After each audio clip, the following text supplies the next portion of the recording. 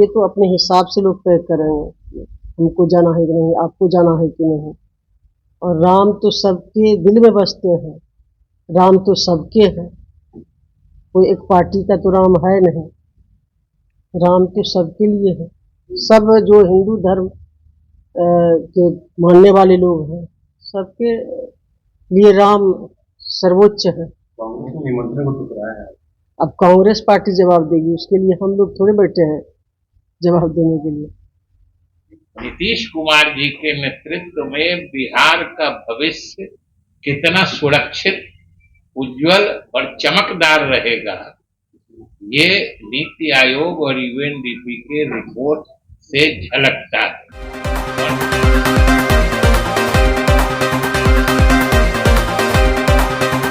सबसे बड़ी बात जो है, आज आप लोगों ने देखा होगा, कई समाचार पत्रों में भी आया है और आपके भी किसी चैनल ने दिखाया है कि अभी जो नीति आयोग और यूएनडीपी दोनों की सम्मिलित रिपोर्ट आई है, पिछले वर्षों में या यूं कहें कि पिछले दशकों में 2005 से ही आया है कि गरीबी कम करने या लोगों को गरीबी रेखा से ऊपर उठाने में जो अपने देश की उपलब्धि रही है और अलग अलग राज्यों की भी जो इस संबंध में उपलब्धियां हैं, उसके बारे में नीति आयोग और यूएनडीपी दोनों की एक संयुक्त रिपोर्ट आई है। और मुझे आप लोगों को भी और आपके माध्यम से बिहार के लोगों को बताते हुए प्रसन्नता हो रही है कि जिन कुछ प्रदेशों ने अपने नागरिकों को गरीबी रेखा से ऊपर उठाने में सबसे उल्लेखनीय उपलब्धि हासिल की है, उसमें हमारा बिहार प्रदेश है। और नीतीश कुमार जी के नेतृत्व में खास तौर पर 2005 से संयोग से देखिए कि नीति आयोग की रिपोर्ट जो देखिएगा और यूएनडीपी की रिपोर्ट, तो वो भी 2005-06 से ही उनका रिपोर्ट आया है। 2005-06 से लेके 22-23 तक का उसमें रिपोर्ट है। उसमें सबसे अधिक गरीबी उन्मूलन या गरीबी को घटाने की दिशा में सफल प्रयास बिहार सरकार का हुआ है। और आप सब जानते हैं कि 2005 से ही हमारे मुख्यमंत्री नीतीश कुमार जी का शासनकाल बिहार में आया था और तब से जो लगातार गरीबों की आर्थिक उन्नति के लिए, उनके तरक्की के लिए जो योजनाएं चलाई गई हैं, समाज के विभिन्न वर्गों के आर्थिक उत्थान के लिए, उसके नतीजे अब सतह पर आ गए हैं। और हम लोगों के लिए खुशी और गर्व की बात है कि आज इसकी पहचान या इस उपलब्धि का संज्ञान न सिर्फ पूरा देश ले रहा है, बल्कि अंतर्राष्ट्रीय स्तर पर हो रहा है। क्योंकि हमने जैसा कहा कि ये नीति आयोग की रिपोर्ट है जो यूएनडीपी के सहयोग से बनाई गई, इसलिए सबसे बड़ी बात आज के दिन यही है कि पिछले समझिए 2005 से बात करें, यानी लगभग 18 वर्षों में गरीबी उन्मूलन की दिशा में बिहार अव्वल रहा है। ये सब हम बिहार वासियों के लिए गर्व की बात है। और इसके लिए सिर्फ और सिर्फ हमारे मुख्यमंत्री नीतीश कुमार जी की प्रगतिशील नीतियां जो रही, इनके प्रभावी कार्यक्रम जो रहे, वो मुख्य कारक है। उसी के कारण ये नतीजा सामने आ रहा है और आज इसकी प्रशंसा पूरे देश में हो रही है, बाहर भी लोग इसको मान रहे हैं और यही बताता है कि आने वाले समय में नीतीश कुमार जी के नेतृत्व में बिहार का भविष्य कितना सुरक्षित, उज्जवल और चमकदार रहेगा, ये नीति आयोग और यूएनडीपी के रिपोर्ट से झलकता है और सब लोग आज इसको देख रहे हैं। और शुरू से आप मान के चलिए कि हम लोगों के नेतृत्व की खासियत, जिसको यूएसपी कहते हैं, खासियत ही रही है सुशासन और न्याय के साथ विकास। और न्याय के साथ विकास का ही मुख्य जो कहिए लक्षण कि न्याय के साथ विकास हुआ कि नहीं हुआ, इसका मुख्य सूचक या इंडिकेटर जो होता है वो गरीबी घटने का ही होता है। गरीबी घटने के पैमाने से ही आपका विकास न्यायपूर्ण है कि नहीं, यानी समावेशी है कि नहीं, यानी आपके विकास के कार्यक्रमों में गरीबों की तरक्की, उन्नति हो रही है कि नहीं हो रही है, ये झलकती है। और आज साफ तौर पर ये पूरा देश और दुनिया देख रही है। इसलिए हमारे बिहारवासी निश्चित रूप से गर्वान्वित हो रहे होंगे और आने वाले समय में भी मुख्यमंत्री के नेतृत्व को मजबूत रखेंगे।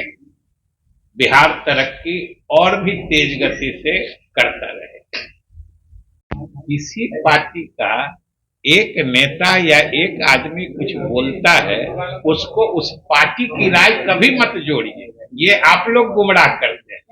नहीं, अगर हम पार्टी के तरह हम लोग तो बोलते हैं, तो अभी जो भी हम बोल रहे हैं अपना व्यक्तिगत पार्टी की राय बोल रहे हैं, जब शुद्ध व्यक्तिगत बोलते हैं बोल देते हैं, लेकिन आप भी कम से कम जिम्मेदार मीडिया के नाते किसी एक व्यक्ति की किसी बात में और पार्टी की राय में इतना तो फर्क करके लोगों को बताया करिए। अगर कोई बाहर एक आदमी, कोई कार्यकर्ता कोई बयान दे देता है, आप लोग उसके पार्टी का स्टैंड बना देते हैं। 15 महीना 10 साल रोजगार को लेकर चुनौती दी गई है, क्या मानते हैं? नहीं, रोजगार तो आप देख रहे हैं कि हमारी नीतीश कुमार जी के नेतृत्व में बेरोजगारों को रोजगार का अवसर देने का अभियान चलाया जा रहा है, तेजी से दिया जा रहा है। केवल शिक्षा विभाग में समझिए कि पिछले चंद महीनों में 2-2.5 लाख से अधिक शिक्षकों की नियुक्ति हुई है। अन्य विभागों में भी आप देखिए बराबर विभाग के द्वारा नियुक्ति पत्र बांटे जा रहे हैं। ये तो स्पष्ट है कि हम लोगों की सरकार बिहार के नौजवानों को रोजगार उपलब्ध कराने में न सिर्फ मुस्तैद है, बल्कि इसे एक अभियान के रूप में चला रहे हैं। मोदी ने कहा है कि जो ये आप लोग नियुक्ति पत्र बांट रहे हैं, बोल रहे हैं सुशील मोदी ने, इस पर श्वेत पत्र जारी होना चाहिए। क्या ये 1.5 साल की उपलब्धि के तहत नियुक्ति दी गई है या 10 साल पर जो एनडीए की सरकार थी उसके? तो पहले उनसे समझ लीजिएगा कि अभी जो नियुक्ति पत्र दिया जा रहा है, ये भी कोई रंगीन पत्र नहीं है जो श्वेत पत्र चाह रहे हैं। ये भी कोई रंगीन पत्र नहीं है। वो सारा जो वो उजलापन या श्वेत देखना चाह रहे हैं ना, वो खुद समझ रहे हैं जिसमें श्वेत क्या है और रंगीन क्या है। जी, संयोजक पद ठुकरा जाने का क्या की भूमिका क्या रहेगी इंडिया गठबंधन में? नीतीश कुमार जी की भूमिका इंडिया गठबंधन में जो है, वो हम बिहार के लोग या आप बिहार के मीडिया से जुड़े लोग की बात को छोड़िए, पूरे देश के लोग जानते हैं कि इस इंडिया गठबंधन की बुनियाद ही पड़ी थी हमारे नेता नीतीश कुमार जी के प्रयास से, और उन्हीं के समझिए कि द्वारा इसकी शुरुआत की गई थी। तो इसके बाद उनकी भूमिका का क्या पूछना है भाई? जिस आदमी ने इस गठबंधन की बुनियाद में ही अपने प्रयास को झोंका था, तो स्वाभाविक रूप से ये हर आदमी के नजर में है और हर आदमी इनकी भूमिका समझ रहा है। क्या इंडिया गठबंधन में जेडीयू 17 सीटों से कम पे मानेगी? ये सवाल ये कोई प्रेस से बात करने की चीज तो होती नहीं है। ये तो गठबंधन के लोग, पार्टियां बैठती हैं, आपस में तय होता है और जब सब कुछ अंतिम रूप में आ जाएगा आपको बता दिया जाएगा। सर, पूरा बिहार इंतजार कर रहा है। सर, पूरा बिहार इंतजार कर रहा है कि महागठबंधन, एनडी गठबंधन में नीतीश कुमार जी की भूमिका आखिर में क्या होगी? आप एक सवाल इधर से पूछिए या फिर इधर से पूछिए, जवाब तो वही न रहेगा कि नीतीश कुमार जी की भूमिका सारे लोग, पूरा देश जानता है और देख रहा है, समझ रहा है। देखिए ठीक, सब ठीक है, लेकिन समय पर होने से जो आगे हमारे विपक्ष में है वो लोग तैयारी कर रहे हैं, तो हमारा जो देश स्तर पर अलायंस बना है, तो जो इसमें जल्दी से हो जाने से तो तैयारी करने में और लोकसभा चुनाव तो दस्तक दे चुका है। लग रहा है कि लेट हो गया तो ये तो हमारे नेता बैठ के तय कर रहे हैं क्या कितना सीट है। जित सीट तो तय है कि जितना लड़े थे उतना तो है ही, और सारा बात तो बैठ के किया जाएगा। कुछ मीडिया में तो हर बात बताई नहीं जाती है। लग रहा है कि लेट हो रहा है, पहले होता तो ज्यादा ठीक रहता। तो ये तो समय पर होने से तो तैयारी करने में अच्छा रहता है, समय पर सब चीज हो जाए और जो कार्यक्रम है, जो विभिन्न दल अलायंस में हैं, अपनी अपनी तैयारी तो अपने अपने हिसाब से कर रहे हैं, लेकिन तय समय पर हो जाने से अच्छा रहता है। नुकसान होगा क्या? लेट होने से नुकसान होगा? अब देखिए हो ही जाएगा, सब लोग मिलकर तय करेंगे।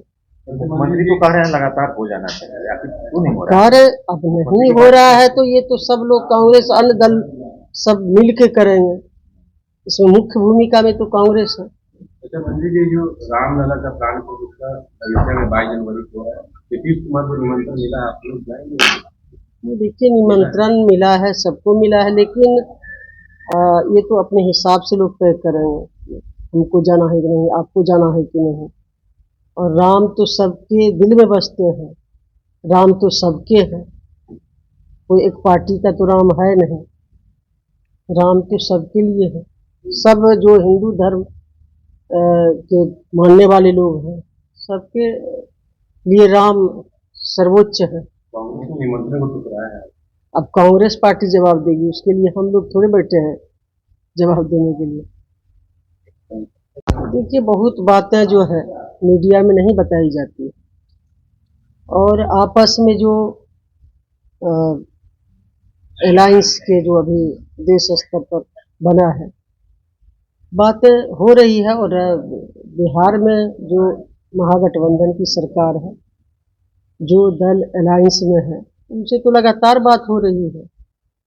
जब फाइनल हो जाएगा तो आप लोग को बता दिया जाएगा, इसमें कहीं कोई दिक्कत नहीं है। हाँ, लेकिन समय पर हो जाने से तैयारी में और सब चीज़ें जो राजनीतिक गतिविधियां हैं उसमें समय से होने से अच्छा रहता है। ये तो लगातार जो महागठबंधन के नेतागण है वो तय बात कर रहे हैं। मैडम, सिर्फ सीट शेयरिंग का फैसला नहीं हुआ है, राहुल गांधी की यात्रा शुरू हो गई है। कांग्रेस है कि राहुल गांधी की यात्रा, हालांकि निमंत्रण आप लोग को भी आया है, क्या उसमें शामिल होंगे आप लोग? ये तो हमारे शीर्ष नेतृत्व तय करेंगे, उसके लिए हम अधिकृत नहीं हैं, और जो हमारे नेता हैं वो तय करेंगे। आरजेडी के एक विधायक ने कहा है कि नीतीश कुमार लालू प्रसाद यादव के आशीर्वाद से मुख्यमंत्री। अब देखिए कौन क्या बोलते हैं, कौन ऑथराइज है बोलने के लिए, हम नहीं सुने हैं, सुनने के बाद ही प्रतिक्रिया दे सकते हैं। व्यक्तिगत राय किन्हीं की हो सकती है, वो पार्टी की राय नहीं है। कोई भी अपनी बात व्यक्तिगत, हम अपनी व्यक्तिगत बात बोल सकते हैं, राय रख सकते हैं, लेकिन पार्टी की राय नहीं हो सकती है, मेरी व्यक्तिगत राय। ये जो कन्वीनर नीतीश कुमार नहीं बने, तो बीजेपी कह रही है कि दबाव में है नीतीश कुमार, कांग्रेस भाव नहीं दे रहा है। हमारे नेता माननीय मुख्यमंत्री जी कभी संयोजक पद के दावेदार नहीं थे, कभी पीएम पद के दावेदार नहीं है, ये तो शुरू से ही कह रहे हैं। पार्टी के सभी लोग कहते थे कि वो पीएम हम लोग कह रहे हैं, हमारे जो पार्टी के नेता हैं वो पीएम बनने के लिए हर योग्यता रखते हैं। आज भी हम लोग कह रहे हैं, जो एज ए हमारे पार्टी के जितने वर्कर हैं, जितने नेता हैं, वो लोग कह रहे हैं, आज भी कह रहे हैं। लेकिन हमारे नेता माननीय मुख्यमंत्री जी ने ये कभी नहीं कहा कि हम संयोजक के दावेदार हैं, पीएम के दावेदार हैं। लेकिन हम लोग अभी भी मानते हैं कि पीएम का जो एक चेहरा होना चाहिए, वो सारा गुण हमारे नेता माननीय मुख्यमंत्री जी में है। इंडिया गठबंधन में भाव नहीं मिला नीतीश कुमार नहीं, ये कोई बात, हम इच्छा ही नहीं रखे थे माननीय मुख्यमंत्री जी, तो भाव नहीं देने हाँ देने का सवाल कहाँ उठता है। मैडम, इंडिया गठबंधन जो बना उसके अध्यक्ष बनाए गए हैं मल्लिकार्जुन खड़गे। अशोक चौधरी जी का कहना है कि अगर सीनियरिटी की बात करें तो नीतीश कुमार सबसे सीनियर नेता। नहीं, ये तो हम भी कह रहे हैं, इसमें कहाँ कोई दिक्कत है। हम लोग कह रहे हैं, हमारे कई मंत्रीगण कह रहे हैं, वो तो कहेंगे ही। अंतिम क्षण तक हम लोग यही कहेंगे कि हमारे नेता जो है सीनियर भी है, योग्यता भी रखते हैं।